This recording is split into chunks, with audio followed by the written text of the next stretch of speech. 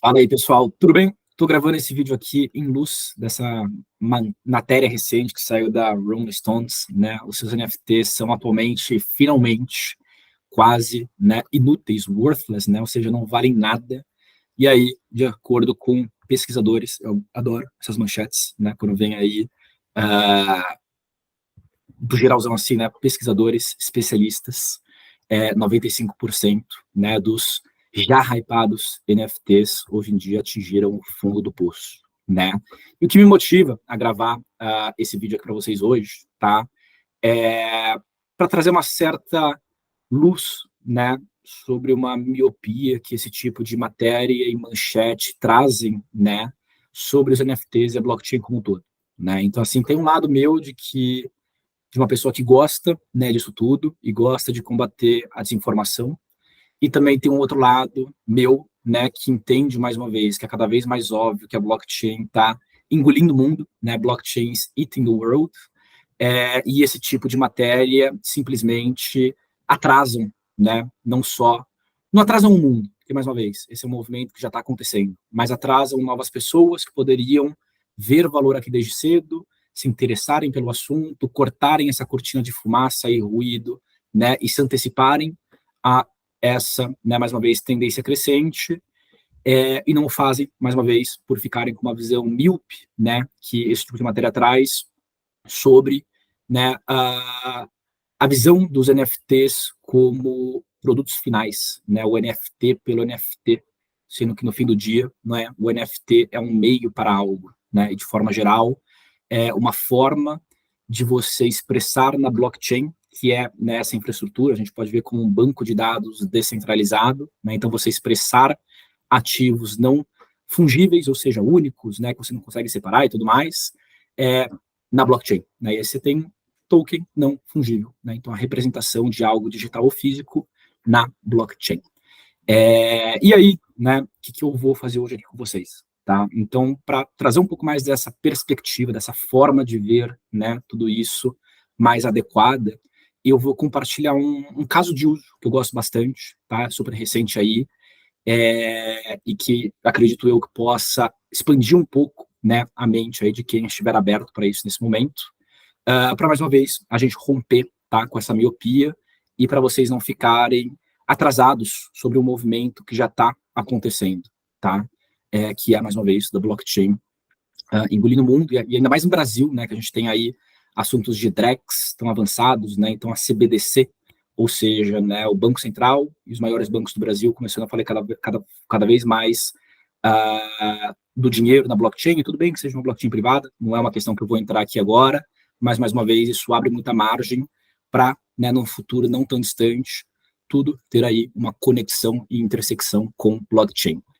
E para apresentar para vocês, tá, essa perspectiva que eu quero mostrar do NFT como meio, né, tá por baixo dos panos, não como um produto final, eu vou me basear num setor que eu gosto bastante, que é o de cards colecionáveis, tá? Para quem não sabe, o mercado global de cards colecionáveis, ele já movimenta aí bilhões de dólares por ano, tá? São mais de 10 bilhões, se não me engano, a última métrica que eu vi, né, acho que é de 2022, eram de 2,6 bilhões de dólares aí por ano, né, que esse mercado ele movimenta, né, ao redor do mundo.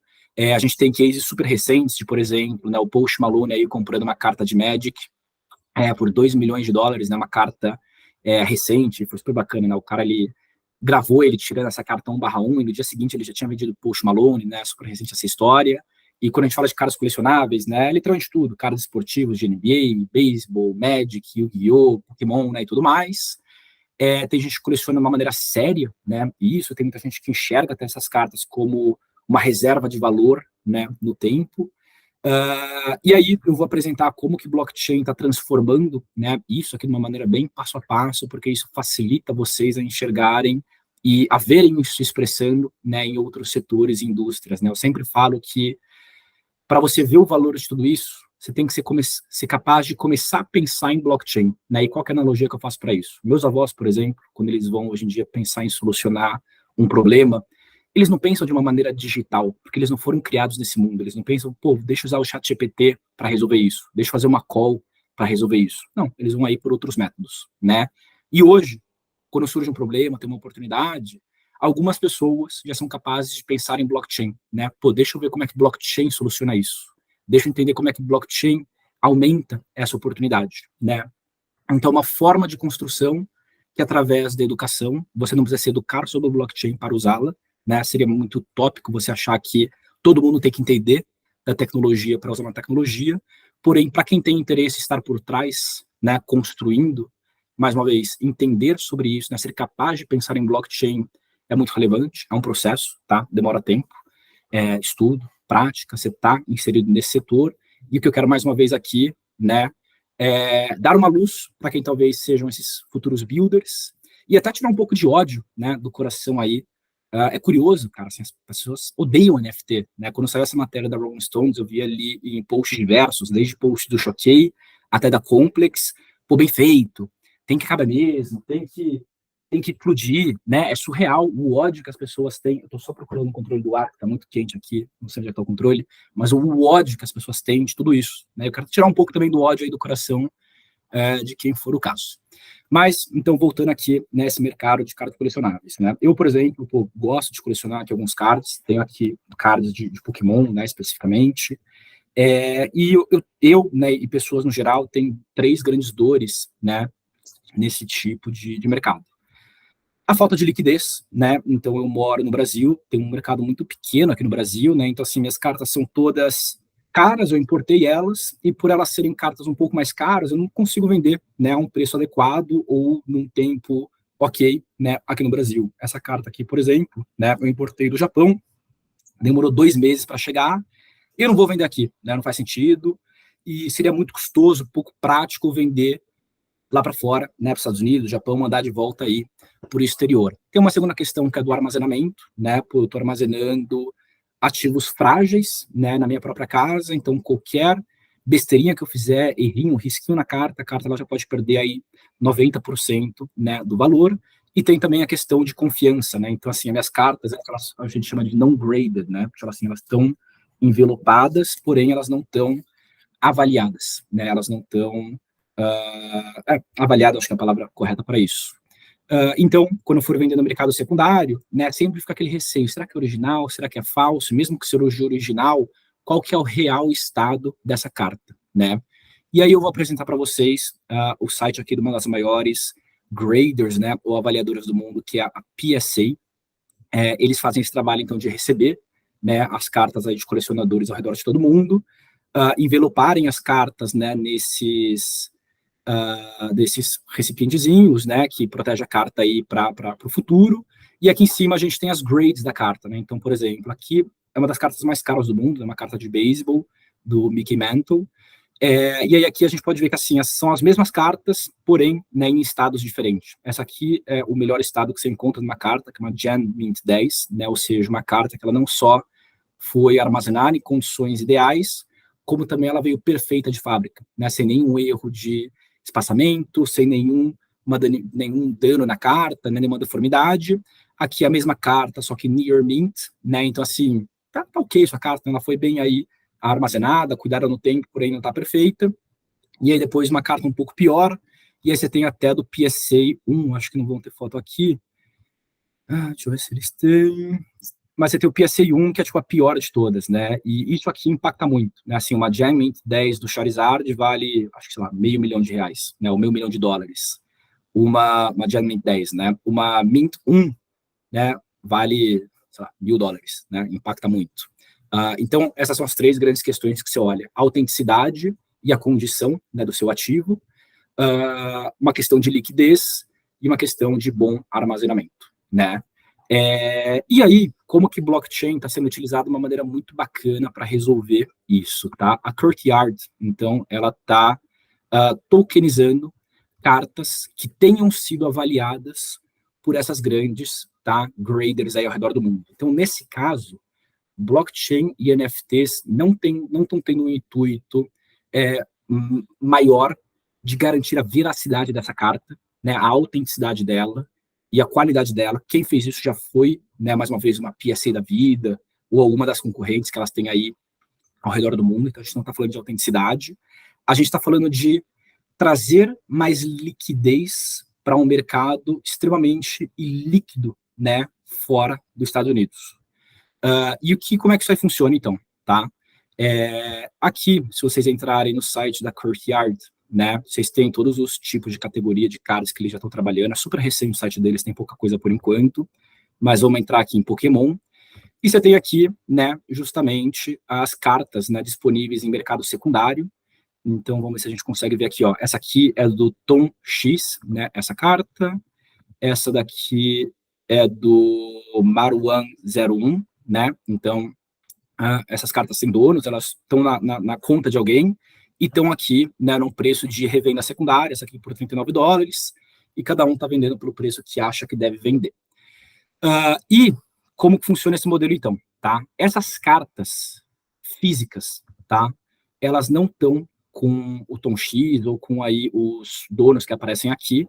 Todas essas cartas, elas estão vaulted na Brinks, tá? Então, assim, elas estão todas armazenadas em um cofre, que é essa empresa Brinks, que é uma empresa, né, que globalmente faz custódia de ativos aí de luxo, né? Então, todas essas cartas estão juntos com a Brinks. E, né, esses donos, eles têm a representação digital na blockchain dessas cartas, que são os NFTs, né? Então, cada um tem um NFT dessas cartas na própria carteira, porém, as cartas físicas não estão com eles. E por que que isso é tão relevante? Porque, mais uma vez, isso te dá o benefício de negociação global e instantânea dessas cartas, sem a necessidade de confiar no próximo, porque, mais uma vez, você já tem aqui, nesse caso, a CGC Universal Grade, garantindo que essa é uma carta original e de nota 9, e o NFT garantindo que ele dá acesso a uma carta física, né? Então, o NFT, ele é lastreado nessa carta física e única, né, que ele tem. Então, mais uma vez, um ativo único, não divisível, que você tem aqui, né, representado por um token não fungível na blockchain.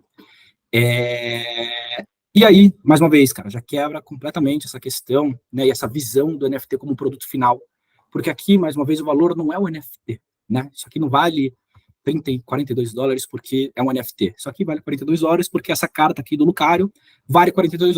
O NFT ele só foi utilizado para representar, né, essa carta na blockchain e garantir essa liquidez, né, global de uma forma que você não teria, né, antes sem isso daqui. E aí como que funciona então esse mecanismo? Né? Supondo que eu, Lug, que estou sem nome aqui na minha conta, queira comprar essa carta.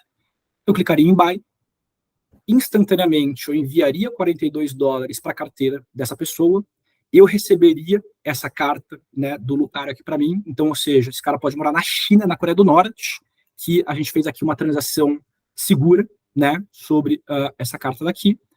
E aí, supondo que eu fale, pô, essa carta na verdade vale $60, né, esse cara tá vendendo por 42, deixa eu comprar e depois já listar logo por, sei lá, $55. Está um pouco abaixo, mas eu ganho um pouquinho ainda, né? Mais uma vez, imagina se eu estivesse fazendo isso de uma maneira física, onde a pessoa teria que me enviar por correio a carta, né? Demoraria para chegar, depois eu teria que listar para o mercado brasileiro que não tem liquidez, ou mesmo que eu liste para fora, por burocracia, ia perder uma grana em taxa, né? Tudo mais, vocês já entenderam o game, né? Aqui foi literalmente instantâneo, comprei a carta, listei ali instantaneamente, vendi para uma pessoa na Índia, o dinheiro já chegou para mim, a carta chegou para a pessoa. Então, a liquidez e a segurança e simplicidade que você tem são surreais, mais uma vez, né? Via blockchain, por cartas representadas por meio, né, do NFT. E aí, pô, Lug, mas a graça é ter a carta física. Eu não quero ter só o NFT, eu não quero só especular, né? Como é que funcionaria isso?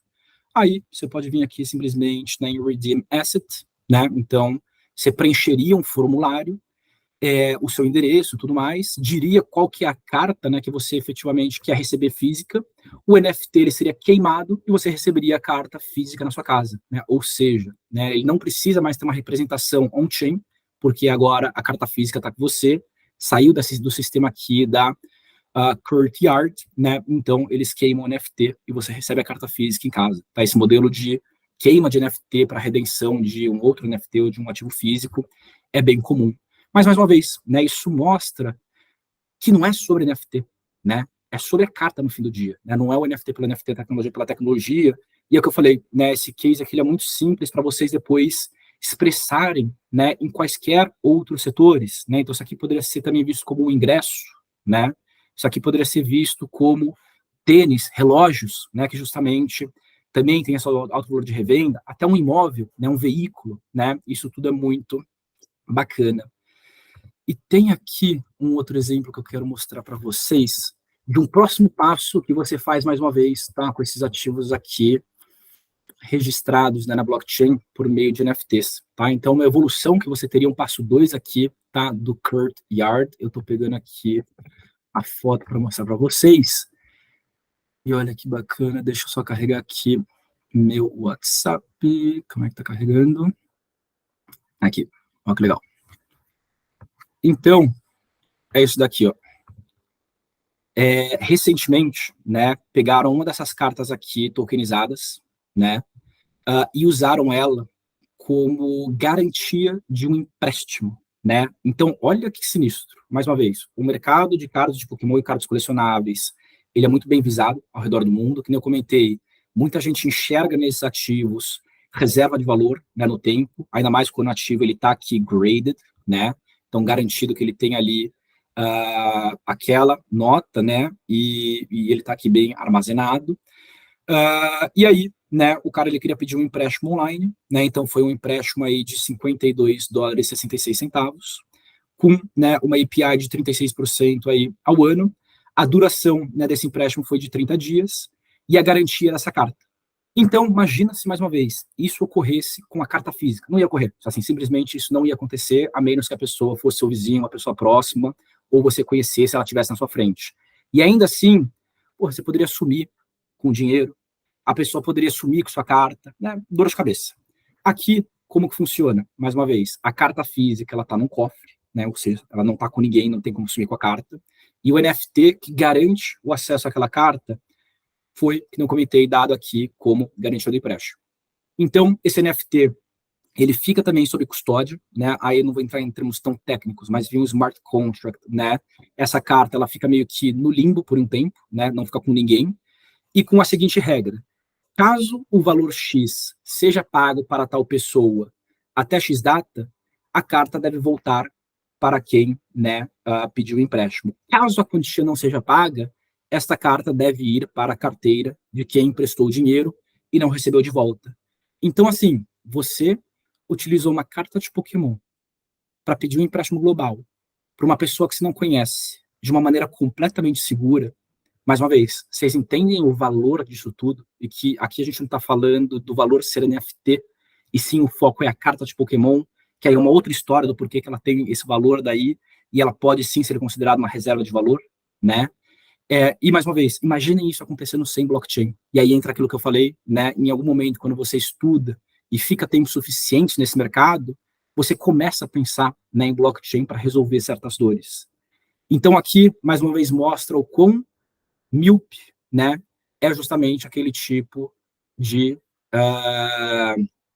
de matéria, né, de justamente título, né, e ele descredibiliza muito, né, um use case, uma tecnologia, uma infra, que mais uma vez é extremamente poderosa, tá já, né, engolindo o mundo de certa forma, e vai muito além, né, do produto final, dos Bored Apes, dos macaquinhos, né, que você tem ali tokenizados.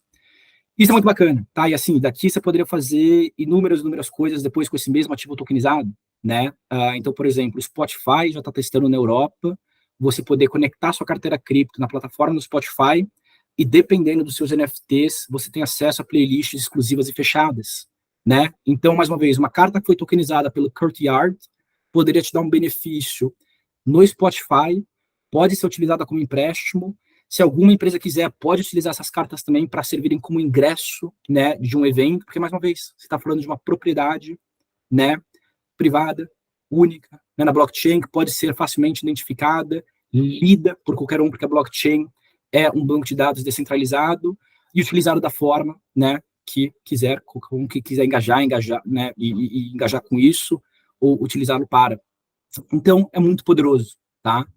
E mais uma vez, deixa eu voltar aqui para a câmera, eu queria mostrar para vocês, né, esse use case, né, do NFT, além, né, da tecnologia, além do NFT pelo NFT, né, aqui é um caso de uso isolado, né, muito mais amplo do que isso, porém eu queria começar por ele, que é um case que me chamou muita atenção recentemente, né, eu acho que ele facilita, né, você enxergar o valor disso tudo, diferente, né, do que aquela matéria da Rolling Stone ela propõe, e é basicamente isso, tá? Espero que vocês tenham gostado, que de alguma forma esse vídeo daí ele tenha ajudado vocês a, mais uma vez, né, aumentarem essa perspectiva sobre tudo isso que está acontecendo, né, que tenha curado o ódio no coração aí de quem odeia NFTs, né, e que, mais uma vez, seja talvez o ponto de partida para que vocês olhem para tudo isso de uma nova forma, que eu comentei, né, só que está engolindo o mundo, né, e quanto mais você conseguir se antecipar essas tendências, e você não é obrigado, se você for só um usuário no fim do dia,